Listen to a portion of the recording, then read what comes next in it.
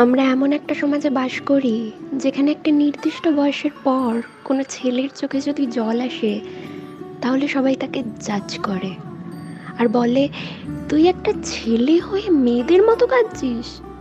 কেউ কেউ তো আবার এই ব্যাপারটা নিয়ে হাসাহাসিও করে। আর তারা ভেবেও নেয় যে ছেলে মানেই তার ডিকশনারিতে কান্না ওয়ার্ডটার অস্তিত্ব থাকতে পারে না। কান্না ওয়ার্ডটা শুধু মেয়েদের জন্যই প্রযোজ্য। বহু মানুষের মনে এসব ধারণা রয়েছে, যেটা আমরা চাইলেও বদলাতে পারবো না। তবে আমরা চাইলেই আপকামিং জেনারেশনের ছেলে মেয়েদের এটা শেখাতে পারি যে একটা মেয়ের যেমন কষ্ট হলে চোখে জল আসে, তেমন একটা ছেলেরও কষ্ট হলে চোখে জল আসতে পারে।